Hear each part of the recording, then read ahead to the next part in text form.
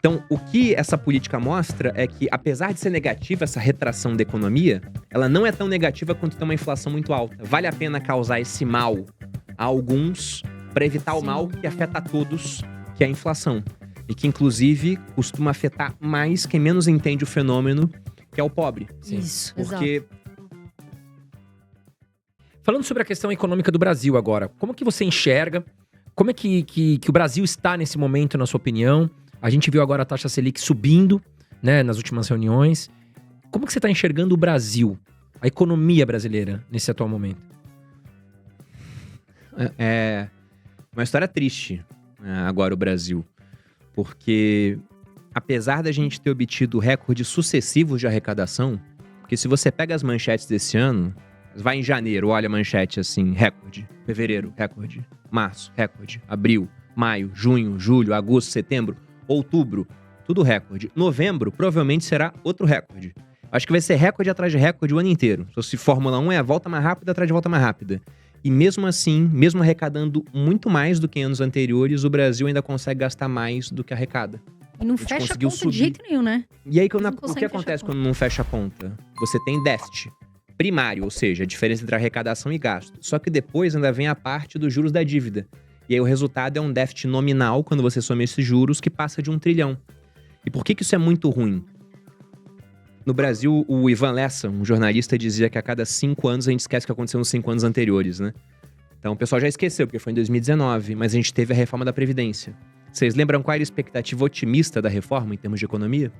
Não me recordo. Era 1 trilhão nos próximos 10 anos.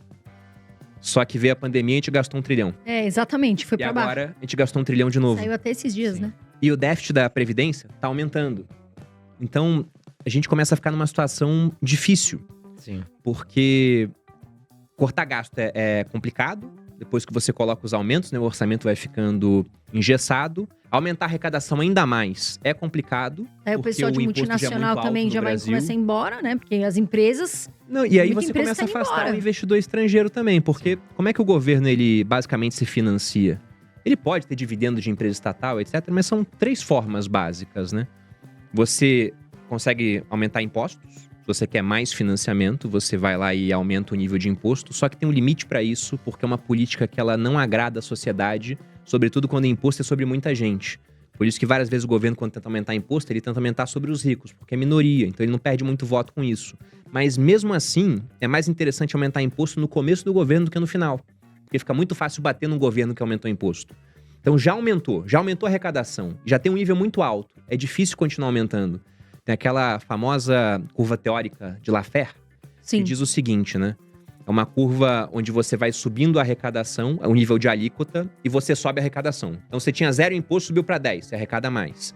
Tinha 10 de imposto, subiu para 20, arrecada mais. Só que depois de um certo nível, e não se sabe que nível é esse, não adianta pensar, é 50, depende da sociedade, porque tem sociedades onde a pessoa acredita mais no governo e outras que não. Mas vamos colocar que quando o imposto chega, por exemplo, 40%, ao invés de aumentar a arrecadação pode vir a cair. Porque isso aumenta a informalidade, isso diminui a atividade econômica. Então era o cara que fazia alguma coisa e fala, pô, com esse tanto de imposto já não compensa mais, porque no final, ainda mais se o imposto é sobre receita. Talvez não sabe nada em termos de lucro. Então aumentar imposto está deixando de ser uma opção. A outra opção que o governo tem é emitir dívida.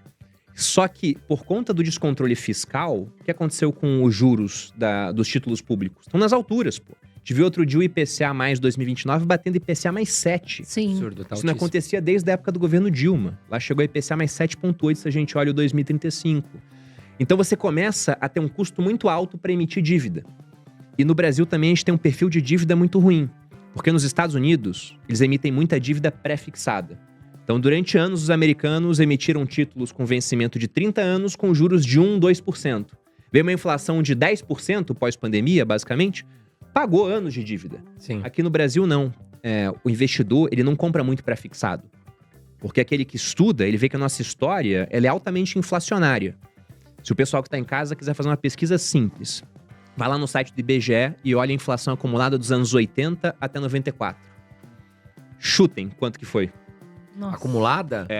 Dos anos 80 até 94. 14 anos. Puta, acumulada? Vou chutar aí uns 250%. 250%? Foi mais. 13 trilhões. Nossa. trilhões. Pega no site do IBGE, 13 trilhões de inflação acumulada. Caraca. Da década de 80 até 94. Se uma inflação de 100% são preços dobrando, imagina o quanto os preços subiram para ser trilhão. O Brasil foi um dos raros países que conseguiu ter esse caso de hiperinflação sem passar por uma guerra. Então, quem olha a história fala, cara, prefixado no Brasil não é uma boa, né? Sim, se é você for arriscado. ter, você vai ter menos. Então, se você pega na dívida pública brasileira, tem pouco pré-fixado. O que tem muito? É pós-fixado. É o pessoal atrelado à Selic. Sim. Até porque o brasileiro é conservador nessa parte dos investimentos. O brasileiro adora uma aposta, adora uma loteria, uma bet, mas na hora de botar dinheiro ele quer algo parecido com a poupança. Então o Tesouro Selic, mais ou menos 45% da dívida pública está atrelada à Selic. Que E tal? aí você vê o seguinte, a gente tem uma inflação subindo. A política de um banco central sério, de um Copom sério, é aumentar a Selic para conter a inflação. Só que quando você aumenta a Selic, você está tornando o serviço da dívida mais caro. Então, esse déficit que está em 1 trilhão, desse 1 trilhão, os 800 bilhões é juros da dívida pública. Vai ficar mais alto. Então, começa a ficar muito complicado. Pode entrar numa situação conhecida como dominância fiscal, onde a parte fiscal ficou tão ruim que isso acaba tirando capacidade do Banco Central fazer política monetária. Nossa. Mas aí, nesse caso que nós tivemos agora que aumentou. E o último ponto é criar dinheiro, né? Diga. Sim. Não, o que eu ia falar é o que você acha? Porque tem pessoas que falam, mas não podia ter aumentado a taxa. Aumentou, nossa, vai quebrar o varejo. Tal. Foi certo esse aumento? E eu queria que você explicasse, Bruno, por quê? As pessoas não entendem por que tem que ter esse controle, a inflação e a taxa de juros. Elas não conseguem entender o porquê que aumenta a taxa. Eu queria que você explicasse isso um pouquinho para eles. Bom, eu acho que no Banco Central, lá no Copom, as cabeças que estão lá são muito mais qualificadas do que boa parte do pessoal que está em casa, inclusive do que eu, para falar qual é a taxa Selic certa no Brasil, né?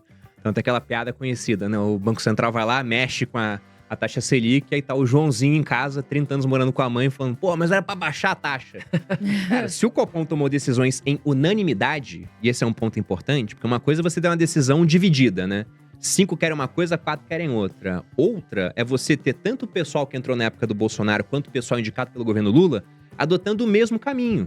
Que foi, nas últimas reuniões, a subida da Selic. Então não foi uma decisão dividida, uma decisão que todos tomaram juntos. E por que eles tomaram a decisão de aumentar a Selic recentemente? O que foi um cavalo de pau, considerando as expectativas do começo do ano. Porque Sim. se a gente volta em janeiro, você tinha expectativa do Itaú, Bradesco, Research por aí, de Selic em 9%. Sim. A Selic chegou a 10 e pouquinho e já começou a subir. Então isso não era esperado no começo do ano. O que pesou foi a parte fiscal. Então isso acabou tendo que alterar a direção das decisões do Copom.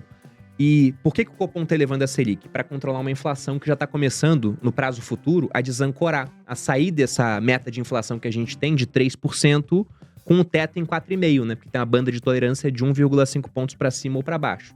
A de baixo a gente raramente usa. Usou no governo Temer, para dar a César o que é de César. A de cima, constantemente, a gente usa. Então, esse ano, por exemplo, vai extrapolar. Tá acima. E aí, quando isso acontece, vai lá o presidente do Banco Central escrever uma cartinha para o Senado falando sobre por que ele não atingiu a meta de inflação. Então, é um trade-off que a sociedade brasileira acaba tendo que fazer, pelo seguinte. Quando você aumenta a taxa de juros, é ruim. Como você falou, pô, o varejo sofre com isso. Pra caramba, né? Você tem empresa, Magazine Luiza, Casas Bahia, que na atividade operacional dela, ela tem resultado. Ou seja, você olha o EBITDA da empresa, que é basicamente o lucro antes de impostos, juros, amortização, depreciação, é positivo. Só que depois você tem a parte financeira. Aí entra o serviço da dívida, tira todo o dinheiro, a empresa tem prejuízo. Sim. Porque eles emitiram muita dívida quando a Selic estava a 2, a Selic vai para 11, quebra, fica muito ruim.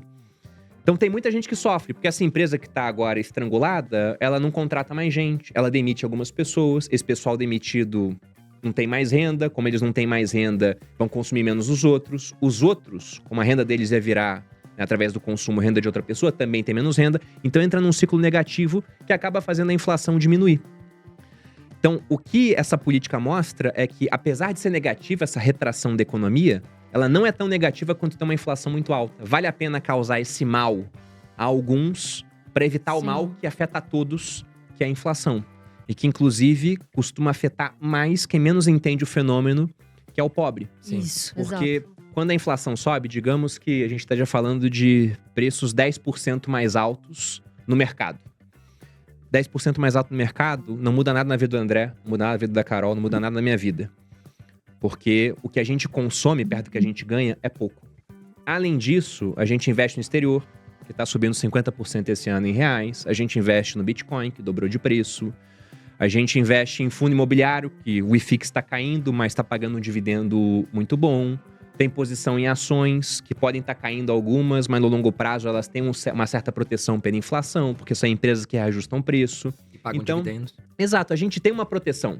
A classe média já é mais afetada do que a gente, porque consome mais do que ganha, só que também tem uma proteção. O cara tem a sua casa própria, o cara tem algum tipo de aplicação, ele comprou um pouquinho de Bitcoin, ele tem título público. Agora, quem não tem nenhum tipo de proteção é o pobre, porque tudo que ele ganha ele consome. E agora o que ele vai consumir tá 10% Dobra. mais caro. Ou muito mais, né? 10% é até conservador, porque com uma inflação de 5, tem item que tá subindo 20, pô. É o feijão subindo 18, a carne subindo 30, O azeite. só que no IPCA fica 5 porque, cara, passagem aérea tá caindo. E o pobre não tá usando passagem aérea, né? Mas Sim. tá caindo. E aí aquilo traz o IPCA pra baixo, que o IPCA é uma média. Não tem como ela ser mais alta do que os itens da média. É como se a gente fosse fazer aqui do pessoal que tá assistindo, uma média da altura de quem tá assistindo essa transmissão.